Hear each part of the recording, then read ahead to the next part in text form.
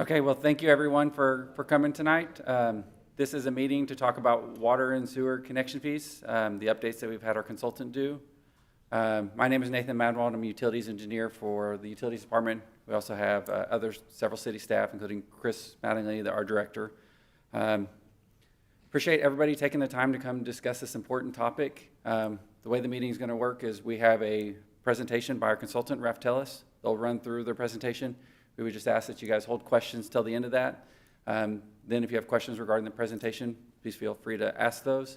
And we've also got a sign-in sheet over there to the left if you have general comments, not really related to the presentation that you would just like to add. So with that, I'm going to turn it over to Todd Cristiano with Raf Tellis. Excellent. Thank you, Nathan. And everyone, good evening. Thank you for your time this evening. We have some complex items to discuss and walk through tonight with water and wastewater connection fees. I am with Raf Tellis. We are a nationwide financial consulting firm. This is our bread and butter. This is what we specialize in across the United States. And we've been working with the city for the past 6 or 9 months, looking at water and wastewater connection fees. And what I'm going to be sharing with you tonight is kind of the results of our findings here. So let's see if I can get these slides to work here. We're going to walk through the definition of connection fees. Some of you may be familiar with all the ins and outs of connection fees, but I'll just do a refresher on that. Talk about some of the methodologies and approaches. We looked at it in some of the generally accepted methodologies as well. Then we'll obviously talk about the findings, and we've got some surveys in here to show how the city of Norman compares against other communities in the area.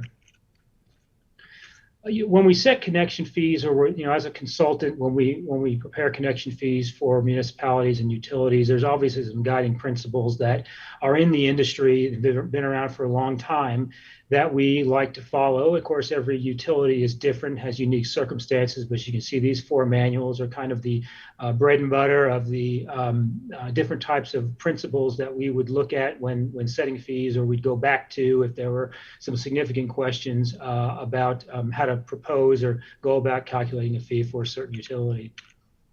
So what are connection fees? Well, we know they're a one-time charge. They're required for all new customers. And when I say these connection fees, what are connection fees? I'm talking about this in general. There might be some other specifics for the city of Norman, but I'm just talking about the definition in general. They're required of all new customers. And sometimes if you're an existing customer requiring additional capacity, say you move up a meter size, you have additional capacity requirements, you might require an incremental connection fee. And typically, it's based off the value of the facilities you're buying into and the amount of capacity that you need. And it's kind of that rational nexus or reasonable relationship between what you're buying into and the price you're paying for it. Many times in many states, you can use the connection fees can use to be paying for those growth-related debt service costs of projects that were financed through debt over the years. The fee represents the cost to reserve capacity in these backbone and supporting facilities. And by backbone and supporting facilities, I'm not saying that these are facilities that are common to all, that benefit all customers. So such as a water treatment plant, that would probably benefit all the customers within a combined or an integrated system, or wells or transmission mains. Traditionally, distribution mains, the smaller distribution mains, we would exclude because they really only provide benefit to certain areas of the service area.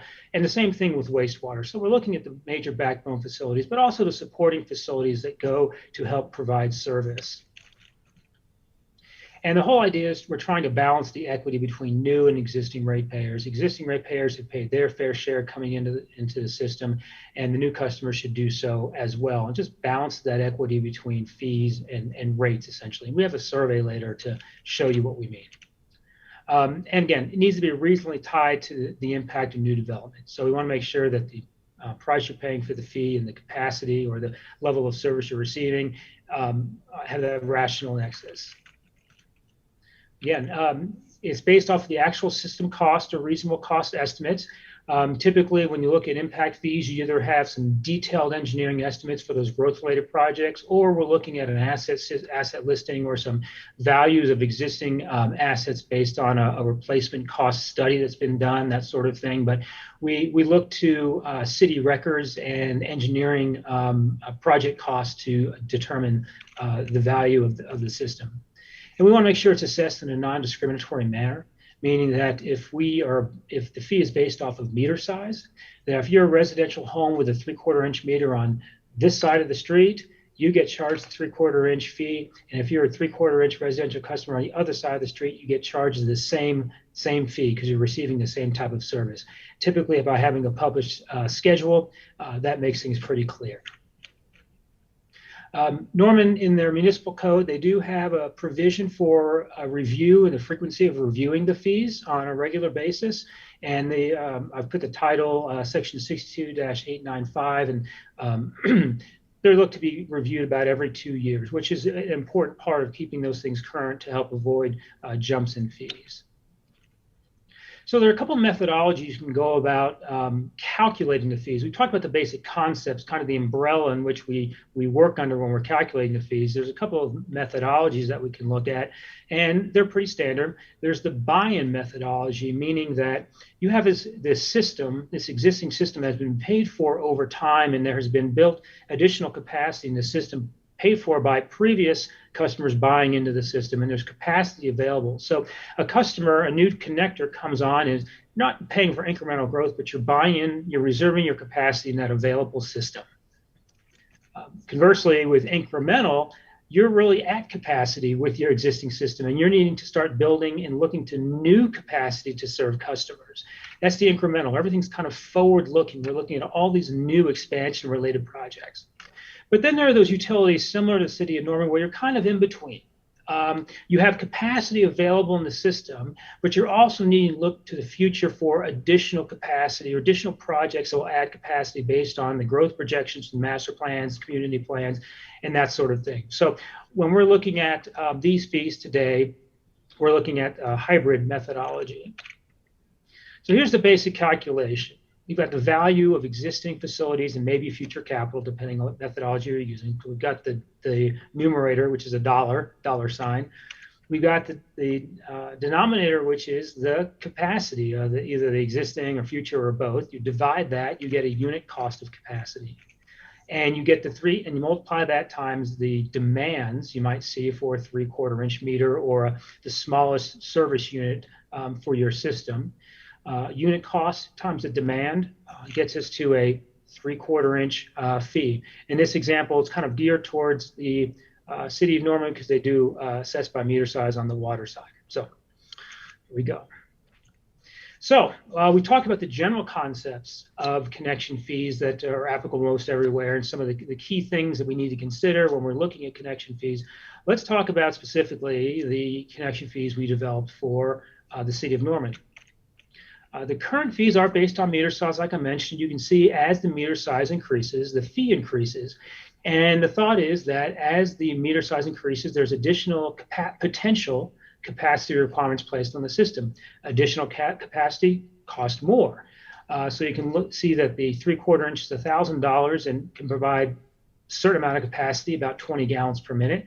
You go up to a 6-inch meter, it's at $57,000, which a 6-inch meter can pump through a lot more water than a 3/4 inch. So it's scaled based on capacity ratios of the meter. So anyway, that's the current connection fee. Very common. This is a very easy fee to understand. It's easy to administer, and it's very popular in a number of communities. And Nathan, I'm going to pause right here and let you just walk through real quickly this graph, if you will. Hope I didn't catch you off guard there, but No, you're good. More information. Yeah, so just real briefly, so the city of Norman has a water system that's fed from 3 sources. We have the blue circle there, the Vernon Campbell Water Treatment Plant, where we get water from Lake Thunderbird, treat it, and pump it to our system. Then the area circled by the yellow circle, that's our groundwater system. We have groundwater wells that go to a collection system, and we pump that into town. And then the third source of supply that we have for our water system is, we click again, Oh, yeah. Right. is the connection we have from Oklahoma City. That's a wholesale connection where we have water that comes down 36th Street and helps feed that west side of town. And those are kind of all intermingle to some extent and serve the citizens of Norman. All right, thank you, Nathan. So here's some of the alternatives we came up with based on what Nathan just talked about. There's a couple of alternatives to meet some future demand. We have the one which is augmentation from Lake Thunderbirds and direct potable reuse. We have additional purchases of the OKC water wholesale, and we have drill and install wells in the Garber-Wellington area. So we developed connection fees for each of these alternatives. And here's a quick summary of what they look like. Now, I'll run down lines 1 through 5, and obviously this is a summarized version. If you have a copy of the report, there's much more detail in the report, but essentially what we're trying to show here is that calculation I showed you a few slides back of the value divided by capacity. That's exactly what we're trying to show here. So line 1 has the value, the net value of the system, which includes the existing assets and growth-related assets. So that's why they're a little different in columns 1, 2, and 3. The 268 million versus 169 versus 181.7 million dollars. So here's a net value of the system assets and growth-related projects. And one note here, you'll see there's a footnote that says the existing system, the way we valued the existing system was at current dollars using the engineering news record index. But we also realized and recognized that there's part of the system that had been donated by or contributed by developers. That's essentially contributed capital, free capital, and we can't recover the cost on that. Same thing goes with loans. There's some outstanding loans for some projects that are on the asset listing, and the loans aren't paid off. So we're going to credit the principal on those assets as well to get to our net water system value. Now, we're looking at line 2 here. We have the existing and proposed or future capacity together. And so what we're basically doing with this line 1 and 2 is taking a weighted average cost. We're adding the value of the system today plus the future growth costs, adding that together, dividing by the total capacity, both existing and future. So we're taking a weighted average of those unit costs. And we get a unit cost capacity for each one of these. You can see that augmentation, alternative 1 is $8.14. It's the highest, obviously.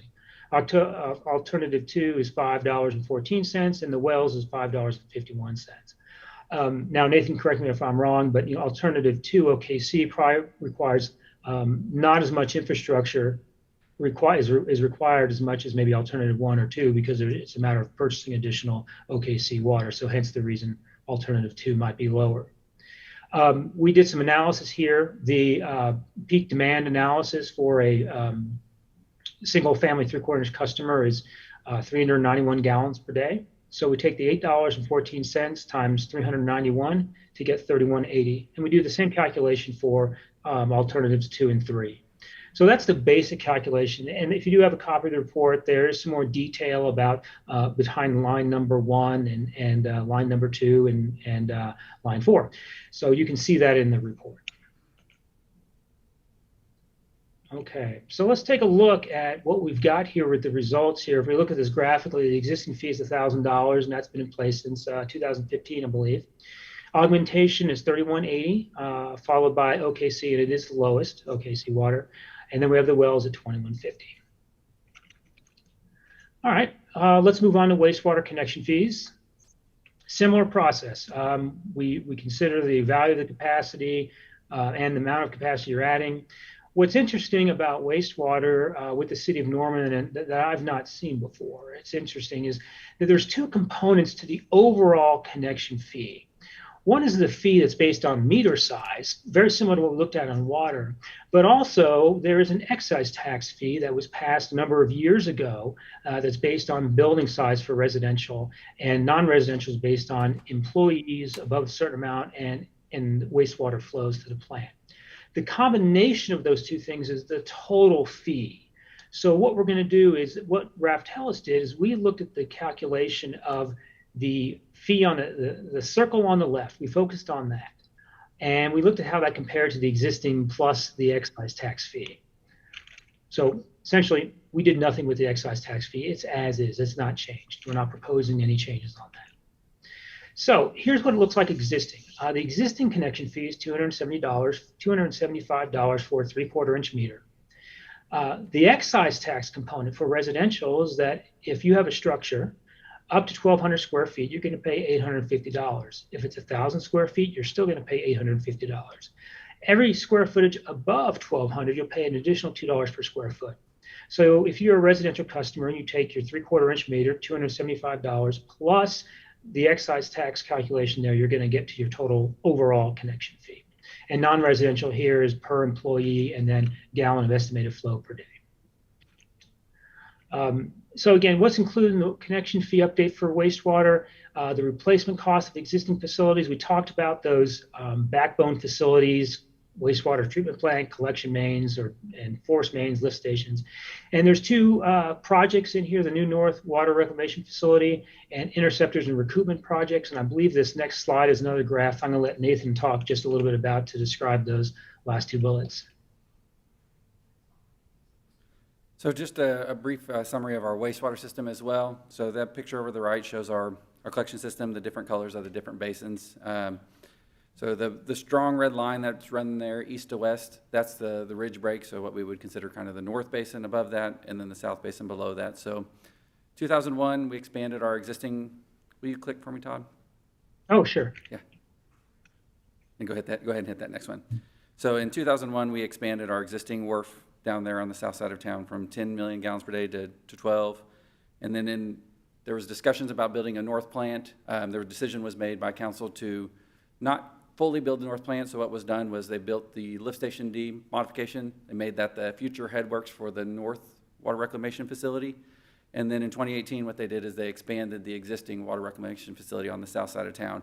By doing that, that allowed us to better serve our customers in a more efficient way. So when we're talking about the connection fee analysis that they did today, we did include the cost for building that north plant or doing a further expansion at this existing wharf on the south side of town. So just wanted to give that context when Todd finishes up his fees here for the wastewater side.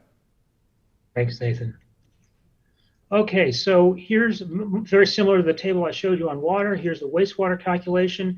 We have the wastewater system value. Again, that's net of outstanding principal, contributed mains, plus the growth-related projects here. We're looking at the existing and adding the existing and future capacity together. We get a unit cost of capacity. We have the contributed flow of 188 gallons per day. And that's basically indoor use coming in from the residential 3/4 inch type meter. We get 3281. So that represents the total fee, the total wastewater fee. Now we want to see how that number compares to the two component fee basis that the city has today. So right now we've got the two components. We have a 3/4 inch meter of $275. That's current. We go through the calculation for a home that's 2,280 square feet per dwelling unit. We go through this calculation tax. The first 1,200 square feet is $850. The next 1080 is $2,160. Total excise tax is $3,010. We add that up, we get $3,285. Now, what's interesting is Nathan and I looked at it. He had done some analysis that historically, in recent history here, that the average size of the dwelling unit has been hovering around 2280-ish. Nathan, I don't know if you want to provide any additional information on that based on that research you had done. It's probably actually a little bit higher than that. I think we were closer to 2,400 was the average home size we've seen over about the last 5 years. Okay. All right, so we've calculated the number that my 3281 based on the Raftellus industry methodology method of hybrid method, come up with 3281. We have the calculation here based on the existing two components of the way City of Norman applies this now. Let's see here.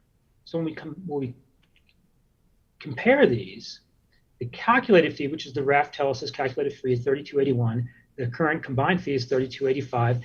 It's really, really close. It's within $4. And so the recommendation here is there's no change to the fee. The combination of the excise tax fee and the current wastewater fee is collecting sufficient money to recover the cost of growth or pay their proportionate share of cost and capacity required to serve them. So let's take a look at the water and wastewater connection survey. Now, this is more regional rather than local. You can see everything on here from San Antonio to Dallas, Colorado Springs, Fort Worth, Wichita. And, these are all areas that are within a, certain distance of Oklahoma City. And it's always good to look at regionally what you're doing because there's, competition between the cities in terms of wanting to attract new residents. And you can see that Norman is a little bit above the average there, a total of $4,285. There could be a number of reasons why these other communities might be lower or some might be higher. And what's important to note here is that this is these are the current fees. We don't know what Fort Worth or Dallas or Colorado Springs is doing for next year or whether they're having a mid-year increase. So this is a snapshot in time. It just kind of shows where Norman sits in comparison to these other cities. Here's a more local look. Obviously, we're not going to hide it there. Norman is the highest out of many of these other local areas here, but there could be a number of reasons for that. Many communities could be saying that they have lower tap fees and they recover most of those costs through user rates. Could be a number of other financial considerations of how they're financing, how they're running their system as well. Are they the same level of service as the city of Norman? A number of things here in terms of are there taxes that are paying for the growth and that sort of thing. So, but yet another data point to show where Norman sits in comparison to more local communities. Okay, and here's a combination side by side here. The connection fee survey, which has water and wastewater on it. Then we have a monthly bill survey over here. Now we have all these communities on the left in this connection fee survey, but not all of them are on the right. But there are a couple that are on the left side and the right side. Obviously, Norman is showing the highest there. But if you look in terms of rates, we have some of the lowest rates. Now, is there a correlation there? Perhaps. It's a component. It's one component of many things that allow Norman to have lower user rate. But there's some other communities in here, and I believe it was more. Again, they have, you can see there, 1, 2, 3, 4. There's a sixth one down from the top. They also have connection fees that are above the average there, but their user rates are a little bit lower. Again, a direct correlation between connection fees and user rates, maybe not, but there is some sort of correlation there. So as you look at this, that there is a relationship between where your connection fees sit and where maybe your user rates sit. It has to do with a lot of financial considerations, but obviously tap fees or connection fees play a role in that to some degree. So that concludes the presentation I have. To summarize, we went over the generally accepted methodologies, the definition of impact fees. I showed you the 3 different water alternatives compared against existing. Talked about the 2 different components of the existing fee and how our calculation is very close to what the city has with their 2 component fees, and the survey and showing in terms of where Norman sits with user rates in terms of, and as well as where they sit with connection fees among other local communities. So that concludes my presentation. I'll hand it over to Nathan, and I guess we'll do questions here. Thank you, Todd. I appreciate that. So now we will turn it over to questions. And Chris will walk around with the microphone.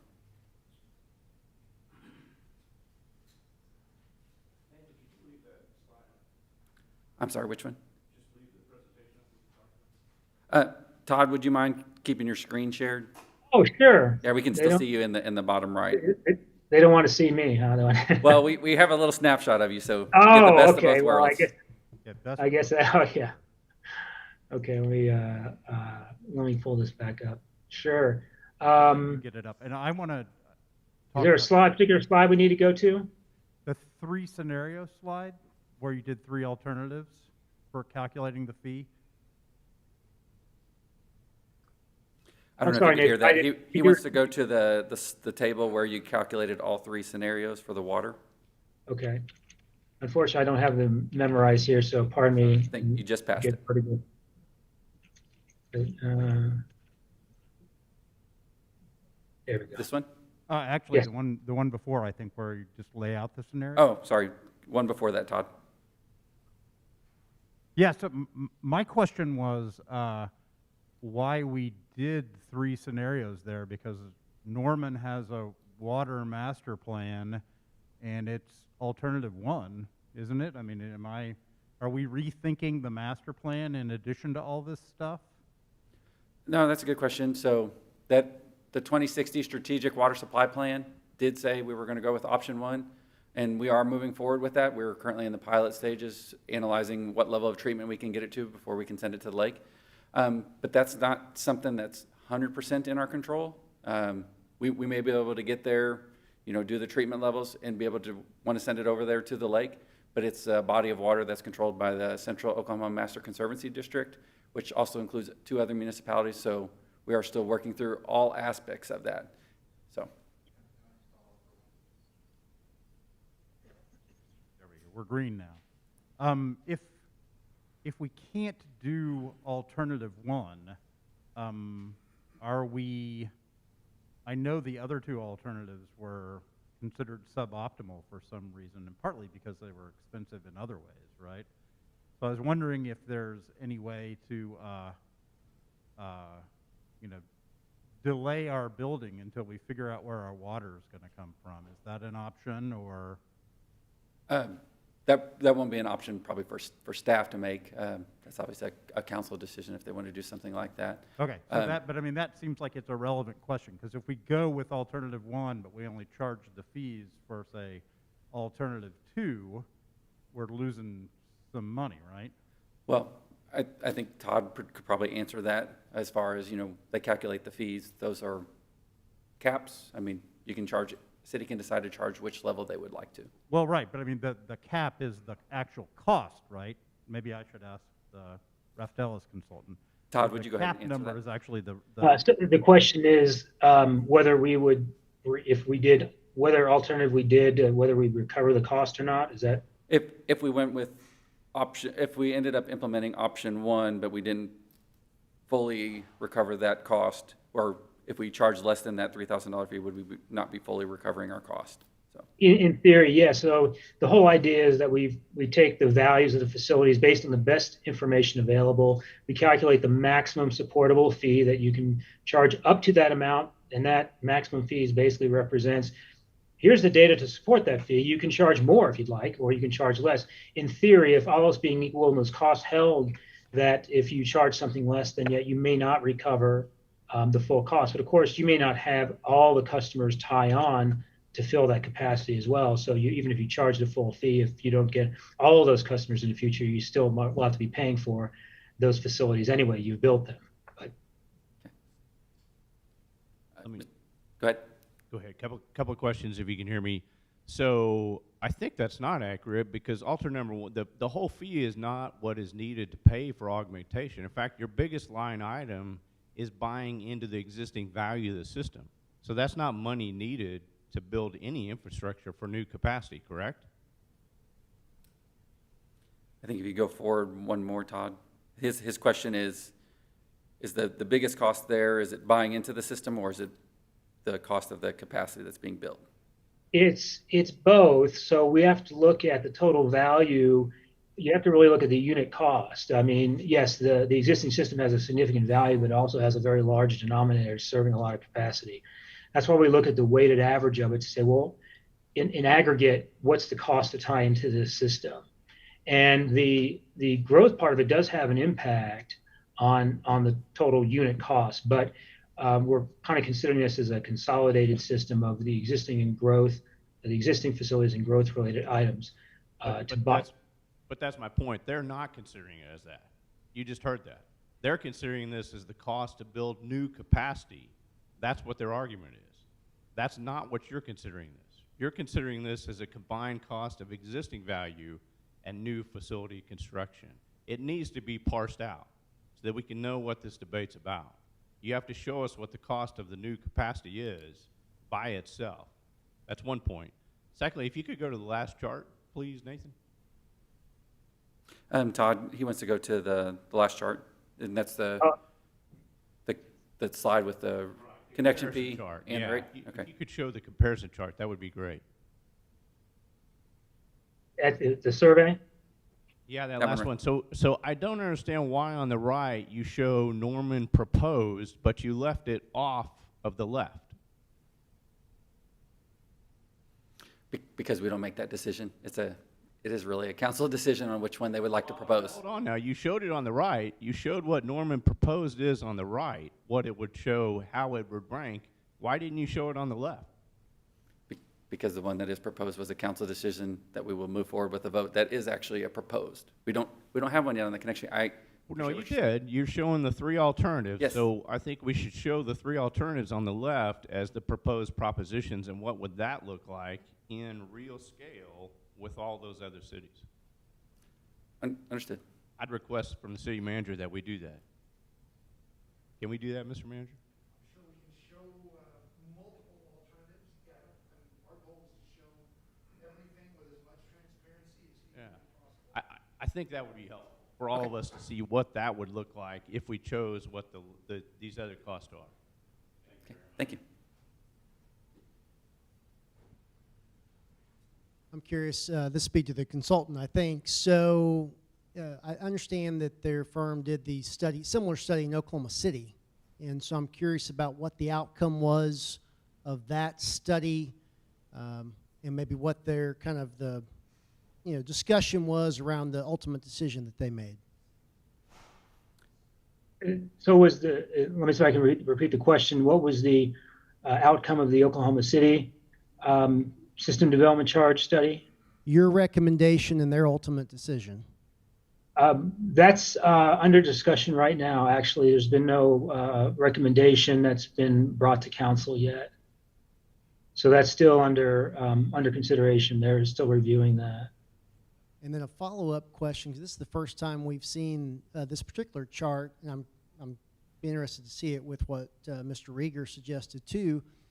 But you were talking earlier about kind of the relative cost of connection fees and rates. And if we were to follow your logic, then I would assume that you might recommend that the voters maintain where we're at, the highest on connection fees and the lowest on water rates. I don't think that's what the council desires, but based on your comments earlier, that way we could balance things out as opposed to being the highest on connection fees, and then ultimately on many of these we would be, I think if you take off the ones from out of the state, we'd end up being about in the middle if you take off the ones that are out of state, we'd end up being the one ultimately about in the middle. So should we follow your logic then and try to be the lowest on rates and highest on connection fees? I'm sorry, I didn't catch that. I didn't follow that. I didn't follow that one either. So He made the point that a lot of these communities, they make up the difference either in rates, so they have low connection fees and high rates, or vice versa. And so right now we're the highest in connection fees but the lowest in rates. So maybe we should stay where we're at as opposed to raising our water rates and even increasing our connection fees even more drastically than they already are, being number one in the state. So is your proposal to not increase the water rates at all? I'm curious about his logic. He suggested that a lot of communities make up the difference by having lower rates and higher connection fees or vice versa. I'm just curious about what he would suggest for Norman. So yeah, what's the relationship you think we should have for the connection fees versus the rates? So. Well, like I mentioned, Nathan, it's kind of a difficult slide. There's a number of other things going on here that we just don't know about. That we just know that the tap fee collection and user rates, there is a link between the two because it's both revenue sources. And if you don't have tap fees, you've got to get it from user fees. If you have user fees, if you have tap fees, you can recover certain costs that you don't have to recover through user fees. So there is a correlation between tap fees and user fees, but how strong that correlation is here between these communities we're showing, we don't know. We don't, we have to look at their financials and go back and see the history of rate increases and what kind of growth, what kind of debt are they funding, all those sorts of things. But theoretically, the idea is, like I mentioned in the first couple of slides, that the idea is to maintain equity between existing and new customers, that as new customers come on, they pay their proportionate share of cost of capacity, which lessens the burden on existing customers to have to pay that. So would that necessarily lower rates? Maybe not, but it certainly may not have them increase as much because you've got another source of revenue paying for that growth to the extent possible, lifting the burden a bit off those existing ratepayers. I think that's what we're really just trying to show here. Whether there's not a direct correlation, we can't say that for every $100 you raise a tap fee, user rates can go down by $2, or they're going to stay at the same of $2 or whatever. We just do know that, you know, they're both sources of income. If you don't get the income from one, you have to get it from the other. And the whole idea is with tap fees is to kind of mitigate that and have assign the revenues to the appropriate costs of the utility, growth costs, and then monthly user charges for O&M, maintenance, and that sort of thing.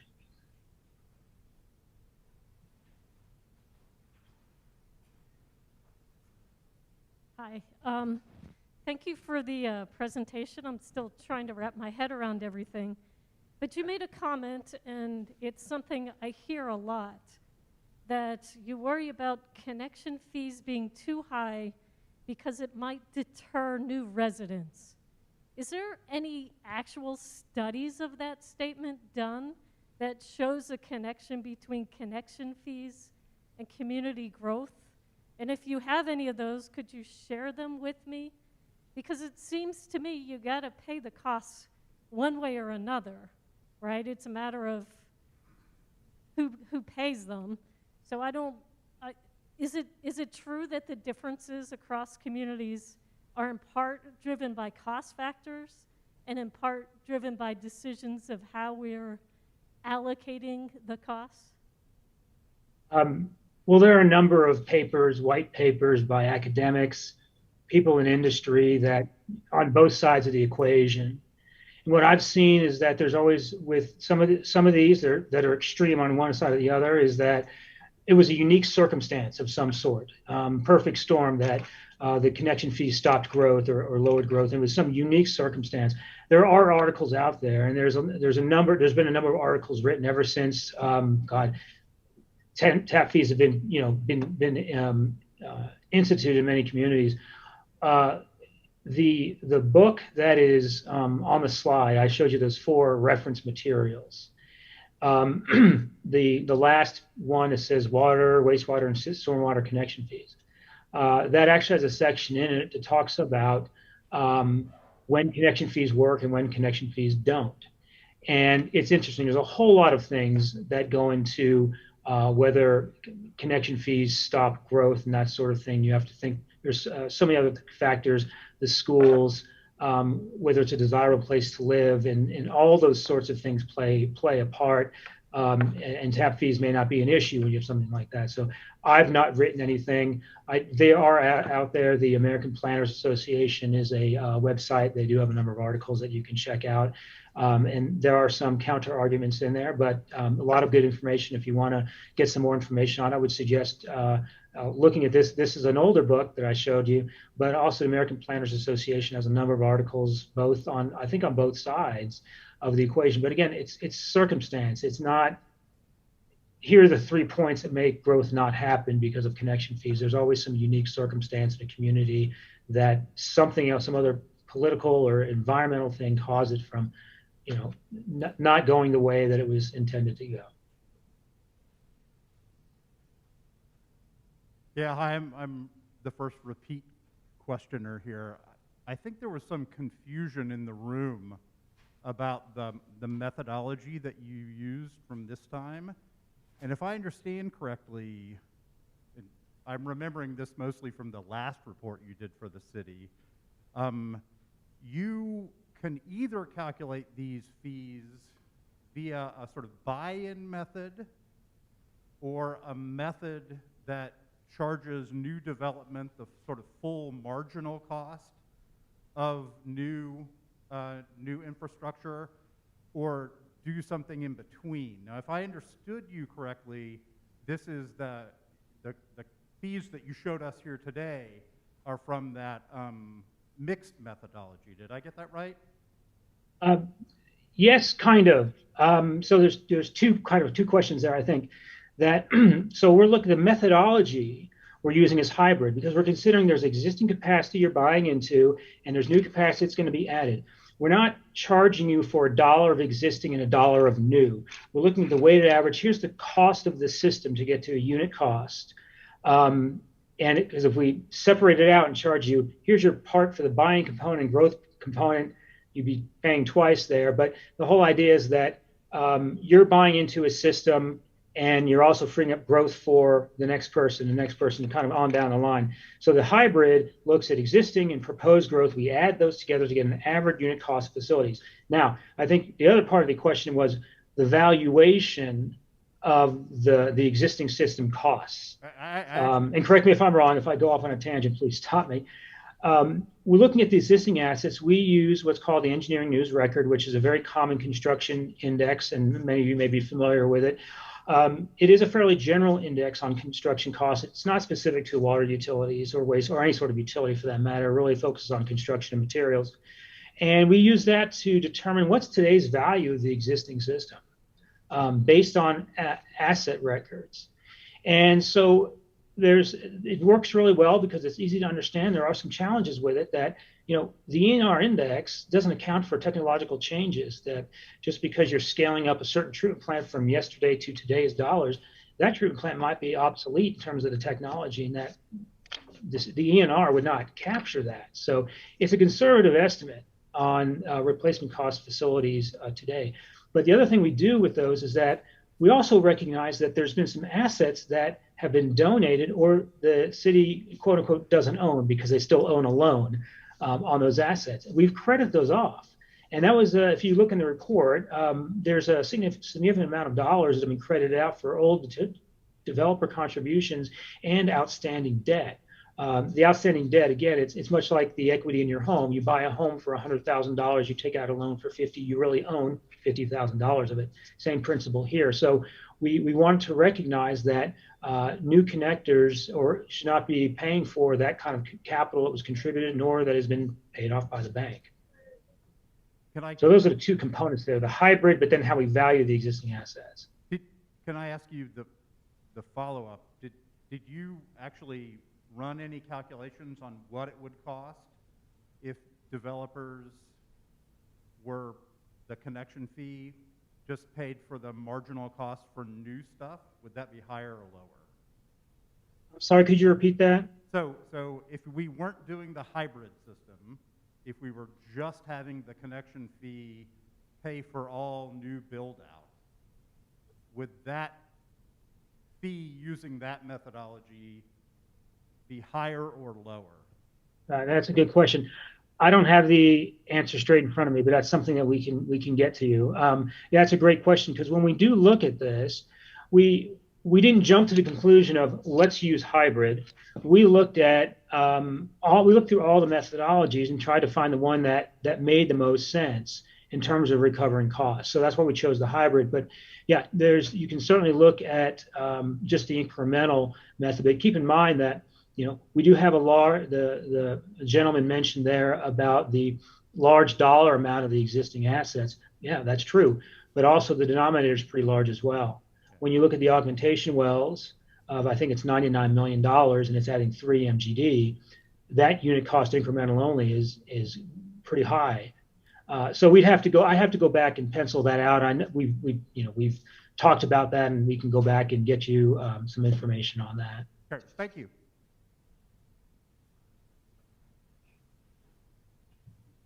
This may actually be for Chris or Nathan or even Daryl. If we were to do nothing, just don't raise any fees, what would the impact be to the city, to the department, et cetera?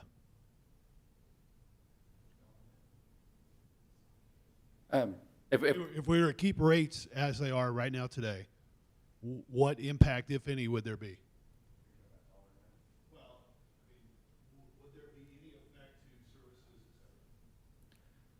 So, we would have, eventually, if we had to grow our capacity, we would have to recover those funds somewhere.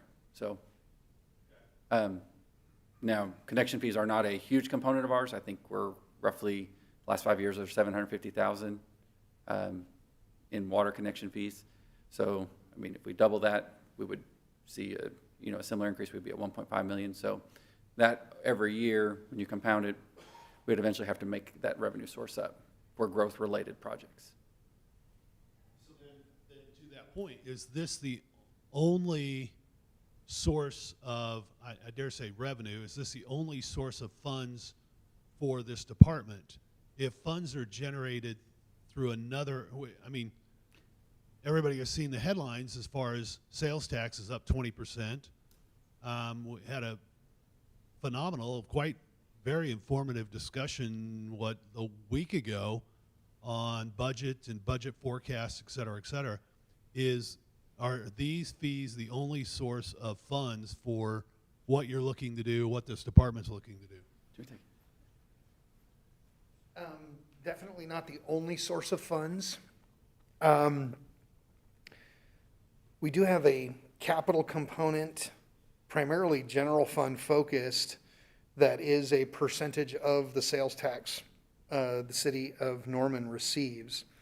As it relates to capital outlay in our enterprise funds, typically it's user fees, connection fees, and we hustle for grants like there's no tomorrow. In this particular instance, ARPA dollars are a source of potential capital to pay for infrastructure projects. And we've been told there is an authorization but not yet an appropriation on the federal infrastructure side. Staff will be doing everything we can do to make sure Norman residents get their fair share of those federal dollars brought in here too. So we don't leave any stone unturned in pursuit of revenue sources.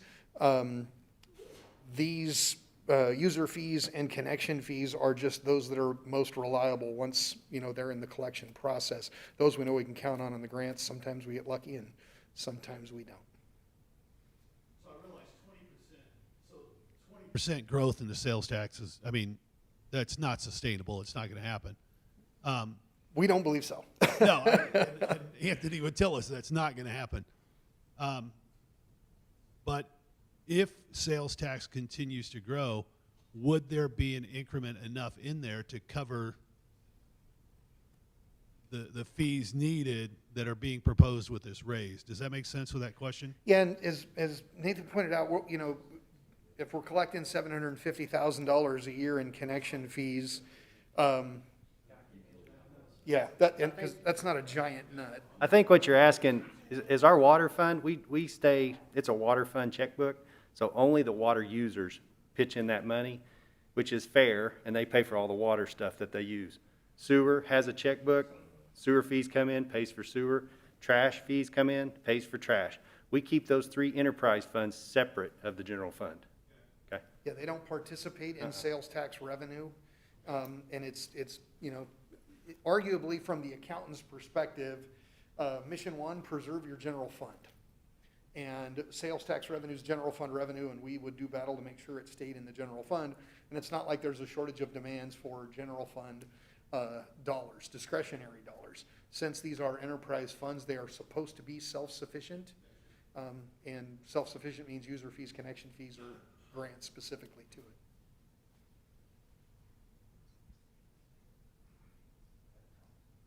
So Todd, this might be a question for you. So you've done quite a few of these studies for cities throughout the country, it sounds like. How many of them fully charge what they claim they can pay or collect? And how do cities look at this from a perspective, if it does slow down growth, how it affects sales tax, school districts, et cetera? And curious what your thoughts are on that. I wish I had the silver bullet for you on the answer, the number of communities that adopt or if I've not worked for a community that hasn't adopted a fee. Many of the community, I worked with many communities in Colorado, and typically the full fee is typically implemented. If not implemented in 1 year, they'll transition over a couple of years if there's a big jump. a lot of times we see that without any sort of outreach, it makes it difficult to get the full fee. So things like, meetings like this are always helpful. We found the utilities a little more successful in getting the fees adopted. I say rarely, but I often see most fees getting adopted, if not close to or at the level. And if it's not at the level, they are transitioning it. I've rarely been one where it's just been shot down 100%. And in terms of if the community or the economy goes to the ground, I've not run into communities that have lowered the tap fees. Sometimes they'll provide more tax incentives or something like that, but typically the tap fees stay where they are. But I'm one consultant of many, and there could be 3 other consultants that give you 3 different answers. It just depends on where they worked. But in this area, in Texas and in Colorado in the West, rarely do you see that. Texas has got something unusual about they calculate the full fee, but I believe you can't implement the full fee. And if you don't spend the money on the projects, they have to pay the money back. So there's some other provisions too in other states that they have to adopt the maximum fee, but if they don't do the projects, they actually have to pay the developers back. So it's some of that varies by state as well. So there's a number of factors there. Okay, thanks. On the infrastructure, when you calculated what our actual infrastructure is, on all the wells that we have, current wells and water supply, we had to take down a number of wells over the last 10 years due to arsenic and other things. When you plug those numbers back in, did you plug that in for new connections, or did you plug it back into existing customers? When we looked at what was current in the asset listing, assuming that those are the current assets, and I don't believe we looked at bringing on any other, dead wells or whatnot. We can certainly go back and look. So I'm not sure I can fully answer your question right now. I'd have to go back and talk with Nathan and Chris about that. Well, yeah, just to answer your question, I'm not a consultant like Todd. Just my experience has been when I looked at Oklahoma City, they calculated a higher fee. They implemented something less. But I think what Todd will tell you, every city's different. Lawton also decided not to charge any more fees because of they wanted to encourage growth. So Todd will say it same way as I. Every city's kind of different in what they want to do. So. And I wanted to just follow up on that point. Scott asked the question earlier about Oklahoma City, and the gentleman, Todd, you said you weren't sure of what Oklahoma City was doing. I think Scott meant the last time you did the study in Oklahoma City, because you did it before. I don't think Todd did it before. I think oh, you didn't? Okay. It was a different firm, and that, just my experience working at Oklahoma City. But it was thousands of dollars of difference, wasn't it, between what could have been charged and what they chose to charge? Do you remember those numbers? I thought Reftelis did that study before. No, Todd can correct me. I think Todd's doing this one, but before it was, it might have been Reftelis, but different people did it. Okay. So. Yeah. Do you remember the numbers? It was thousands, I think, right? Yes, it was thousands of dollars, and they decided to go to 1,000, and then when they redid it, it was thousands more, and they left it at 1,000 as well. So I want to remember like 6,000. It was when my memory was. Yes. Is that right? Mm-hmm. So they were told they could charge $6,000 for a water connection fee. I believe that's accurate. Yes. So, but they chose to charge 1,000. Yes. So they could have charged 6. They charged 1,000. Okay. Thank you.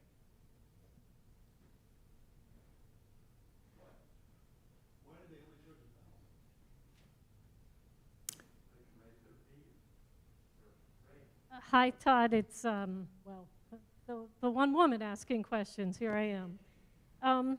So I noticed that in your presentation, you remarked that you recommended not changing the wastewater connection fees because they were pretty close to what the new calculations are. But there was no recommendation when it came to the water connection fees, which to my calculations are either a half or a third of what the estimates of connecting new capital is. Is that correct? I mean, I know it's a tough thing to make a recommendation to, but do you have a recommendation? I think in terms of what Ralph Tallis was asked to do was to calculate the fees.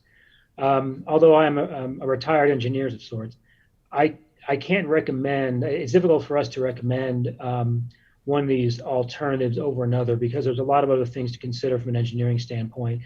We were asked to calculate the fees based on industry methodologies and look at different ways to calculate the fees. But in terms of a recommendation, that's really up to Nathan, Chris, and others, council, to make the determination on what's going to be best for meeting future supply. So we can make recommendations on the methodology. We recommend you do the hybrid. We recommend you do the incremental, I think. But in terms of recommending a fee, I think we need to pass that to Chris and Nathan to make that, along with council, to make that decision. I think the difference between the two is with wastewater, you could say we are full cost recovery. So you can't really recommend something above that because you don't have the cost to justify that. What he's calculating is essentially the ceiling. He did that for the three options, so he sees those as the ceiling for what we would be able to charge on wastewater, and he would be able to defend that for us. Right. Does that make sense? I understood perfectly well. I Okay. just wanted to ask the question. Very good.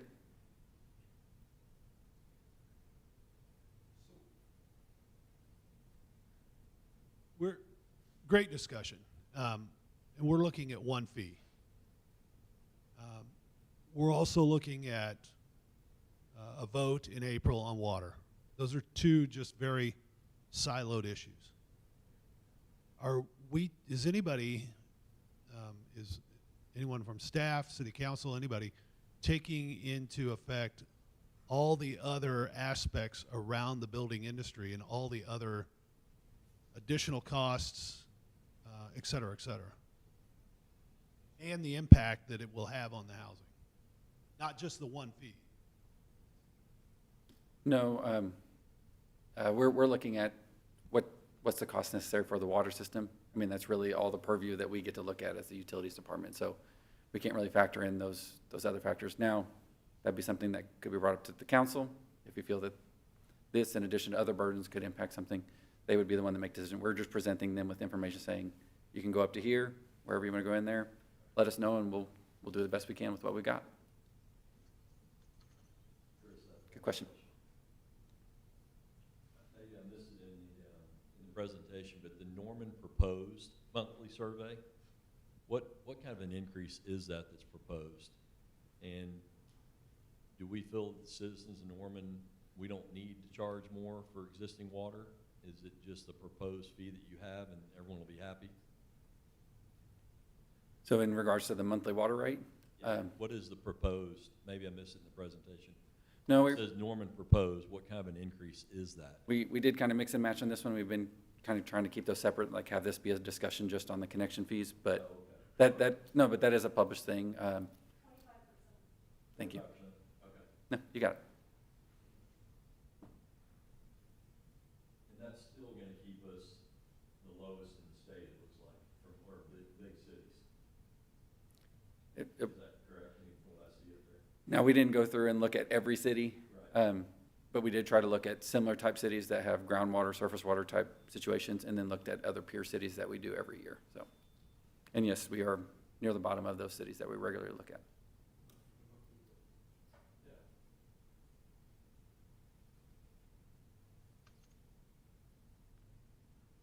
Good questions. This just baffles me. So I'm still stuck on augmentation, buy from Oklahoma City, or produce water from wells, et cetera. How can we buy water from Oklahoma City cheaper than we can produce water ourselves? Why would we just not open the valve, increase revenue, profits? I mean, when I was on the water committee studying this, I don't remember that being the case. So I remember it being that. when he's showing, I don't mean to interrupt, but I think I can answer that. So he's showing a connection fee, which is a one-time cost. Right. The challenge with the Oklahoma City connection is, as you go out each year, now it's not cheaper than our water. We can produce water currently cheaper than Oklahoma City. So if we buy that water from them, then that means you'll need additional rates to cover that. That's not what the chart said. It showed that Oklahoma City was $5.14. That's because that's a capacity charge. That's the one-time charge you're looking at, so.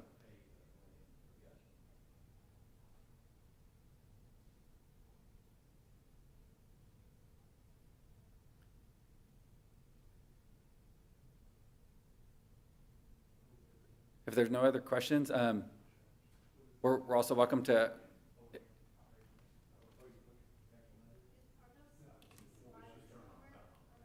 We will get them posted and make sure they're available to you.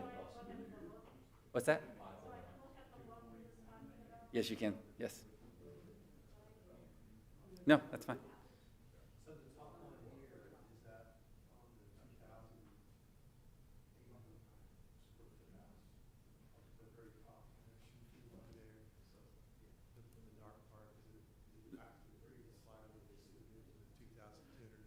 I believe this one actually might be a 2,400 square foot home. The connection fee is a 2,400 square foot home, so. Sorry to switch those two. We were just showing the 2280, that's kind of a break-even point. Understood, yeah. Good question. If there's no other questions, I'm willing to open it up if people want to make statements or comments, so. We have a sign-up sheet over there. I don't know how many people we would have that would want to come do that. So Chris, I got one more question. So as you see this sitting today, and I know Norman's got some areas definitely in the northeast quadrant that have very poor water pressure. I mean, barely state minimum requirements. Does anything that we're planning to do here with this money and future needs fix those problems any quicker, or is that something that's in a bond issue or something in another time? It's not on our radar right now. Like Montecito Lake. Yeah, all the areas in the northeast quadrant, really have high pressure. No, I mean, we don't have it as a capital project currently, but we would be happy to look at that, so. Yeah.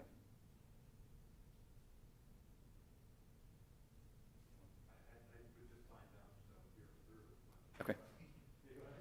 I was signed up on the sign. So we do have the sign-up sheet, just so we can kind of have people go in order, so. Yeah, I think I was pure on purpose.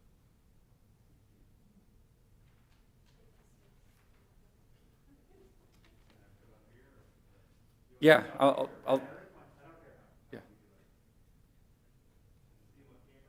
Or do you want me to get? I think you're good there. I think Okay, they can see, great. so. So one of the reasons why Norman gets to vote on our utility rates is because years ago, some people were tired of the way utility rates were being used to fund other stuff in the budget. And I think this is one of those cases where we're in a similar kind of situation right now. The water rates are supposed to cover the marginal cost of water and the operations and maintenance of the current system for the current customers. And the current customers aren't really supposed to be providing the money in order to provide the sort of new development build-out. So the point of having connection fees in the first place is to sort of charge the cost that it takes for new build-out. And the costs are the cost. Norman is going to grow in some way or other, and so we're going to need the water capacity. So the question is, who's going to pay for it? And charging pretty much the full cost, at least as much as we can calculate it. And I'm reasonably sure that the hybrid methodology that got used is going to be the cheapest connection fee available, given the way the methodology works. It's perfectly reasonable for Norman citizens to expect the city council to adopt a really high percentage of the possible costs as the connection fee. But just to make it clear, I think there are some of us who are willing to vote no on any water rate increase until that happens.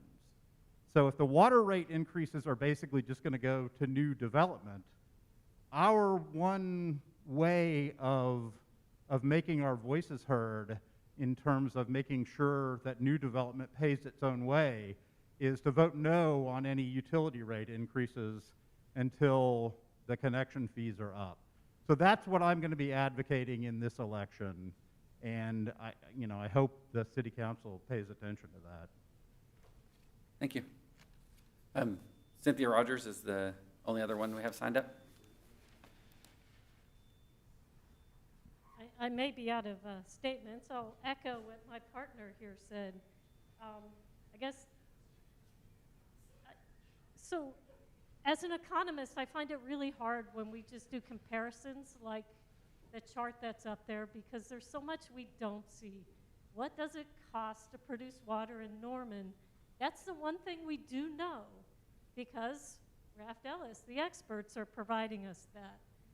And unless we're going to figure out, we don't know if these other communities are undercharging or overcharging unless we actually know what their water costs, production costs are. And I don't know that either, but the one thing I do know is that costs are costs.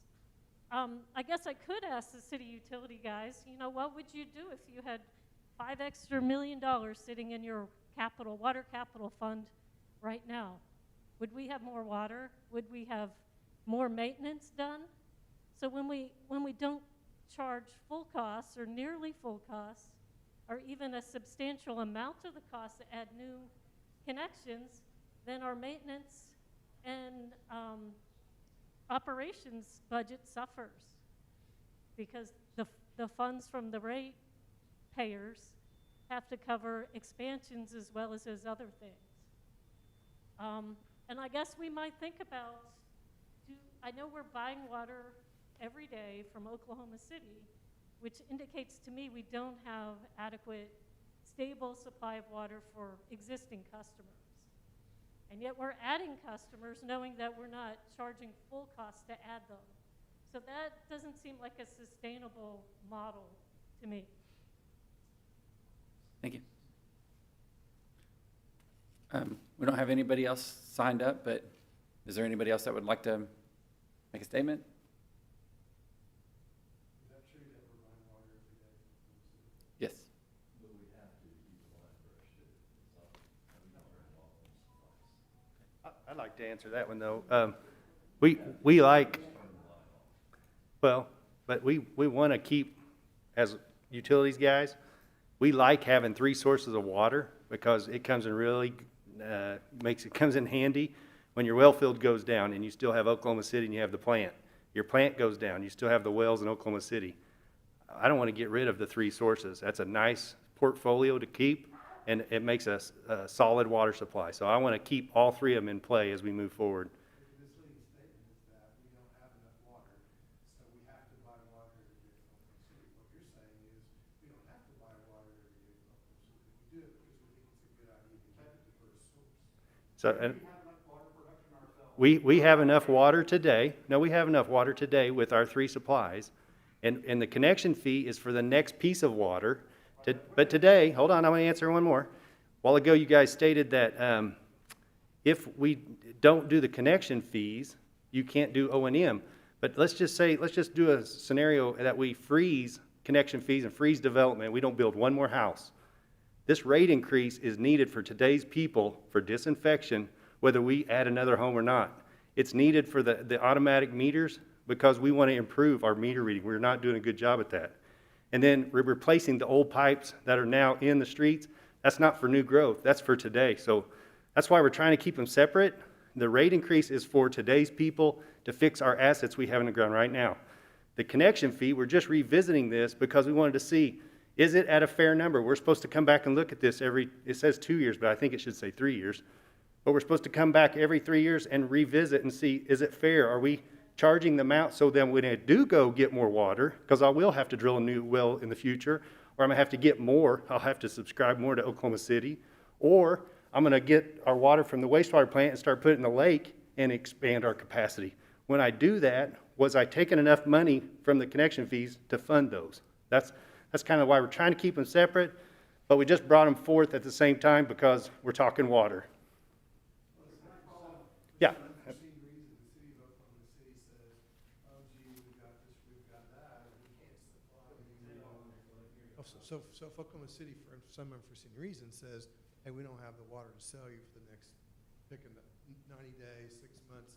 So do we run out of water, or do we have enough water from the lake and wells to supply our citizens with water if the Oklahoma City line is down for some reason, for some period of time? If the Oklahoma City line was down for an emergency, yes, we have enough water to supply that. We would use our other sources. That's why we like having a diversified supply, like Chris says. So we have water But Oklahoma City, they're looking to be a regional supplier. That's why they're growing their water supply. So they are looking to serve they serve 19 communities in the metro, so they get cost recovery for their service, yeah. Hey, I want to follow up on that. The wastewater master plan says that we can't cover our peaking needs in particular. If Oklahoma City just said no more water to you, then we would be out of water capacity. We wouldn't be able to handle any new people, would we? That was 3 years ago. And we've Well, had again, 10 wells since then. well, that was going to be my follow-up question. How did those wells get paid for? How did those wells get paid for? We had a portion of it that was for growth, and we had a portion of it that was for existing customers because we're replacing existing wells that we were no longer able to use. The proportion that was for growth that you figured out, what percentage I was the apologize. cost as compared to the amount of money that got spent? I apologize, I don't have that number off the top of my head. I don't know, Chris, if you, Yeah. Now, I mean, it would be interesting, and especially since the last time that we looked at this issue, they used a different methodology to figure out what the rate was, okay. the proposed rate. Right? Yes, on the last one, it was a purely incremental because we hadn't done the wells yet, and so they were looking at doing that. And Right, then so then they were doing the marginal, They were doing, putting the whole marginal cost on new development. they were 100% forward Now they're looking. doing buy-in, right? Yes, because we've added capacity, so now we're kind of in the middle of that. We've got some capacity, but we need to still be looking forward for our next capacity. Right, so I mean, a retrospective look to see who actually paid for the new development costs, I think would really be interesting. Over, say, the past, since we raised the fee from $7.50. Okay. We'd be happy to look at that. I was just wondering what percentage daily, roughly, is it 33 percentage of water that comes into Norman? What percentage of our water comes in? You got that number on your head. I'm pretty sure it's like 30% wells and 60-something%, and it's 7% Oklahoma City. So 63, 30, 7. We have a set rate with Oklahoma City at 1 million gallons a day, and then our usage goes, 10 to 13 typically on average, so. So just to clarify, so the monthly bill survey, I know that we're really not here to discuss that, but that is for existing current users. And we had a bunch of wells go out. I know back in 2005 this all started. We lost some wells of arsenic. We've added wells. We're back up to 41, I think, now. A lot of those wells were for existing customers. And going forward, it seems like to me that 25% is not enough of an increase to be able to get our water system to where we want it. We want to be able to keep up with good tasting water and do all the things that are going to be forced on us by DEQ, et cetera, to do that. So do we have the funds that if DEQ comes in tomorrow and says, hey, you've got to do this to your system, where are we going to get that money? We have to go get loans to do it. So why wouldn't we think ahead a little bit? Every year our requirements get tougher and tougher on water and water supply. And not so much how much water you have, but the actual disinfectant services, things like that. It doesn't seem like that. I definitely don't think that being the bottom price user in this region is smart for Norman, and looking forward to potentially what's going to happen to what the DEQ is going to come down and say we have to do in the future. So it seems like we need to really look at that more so than the connection fee currently as it is, as people are saying that growth isn't paying its own way. Our impact fees are the highest in the state by far when you combine everything, and understand you can't mix wastewater and water. I get all that. But at the end of the day, I don't want to be last in water rate use fees. I want to be up there that if we have a line rupture that we can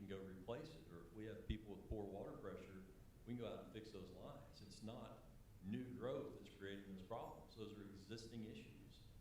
So we need to really study that a little harder and see really where we need to be on the end user bill to get us in touch with our problems. I mean, I'd like to really get more engaged in that if possible, of what your problems are and how we can get them fixed. Because we're the lowest in the area. I mean, that sounds asinine. Right. Right.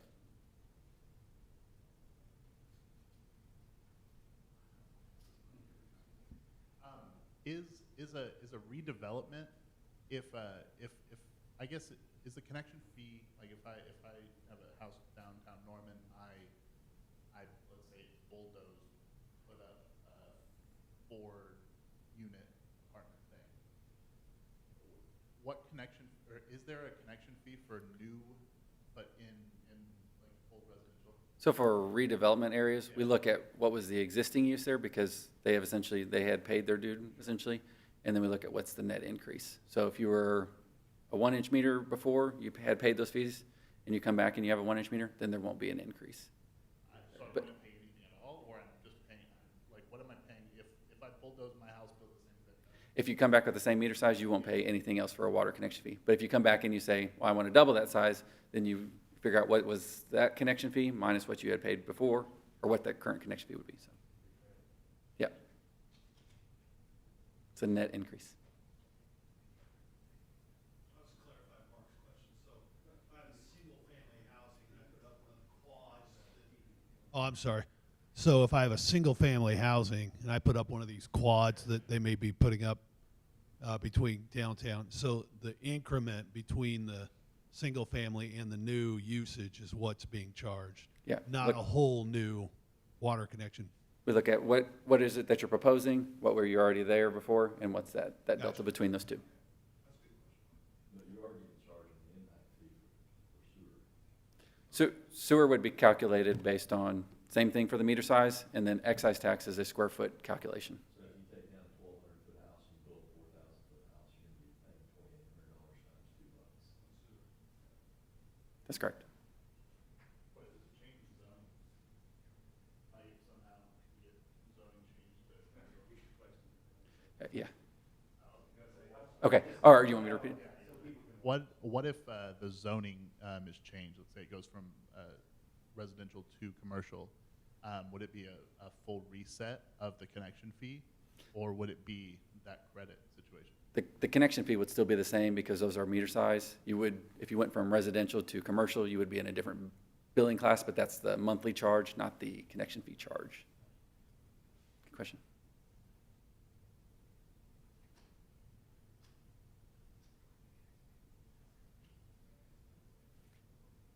Any other questions? Okay, well, it was a really good discussion. We really appreciate everyone's time on this topic.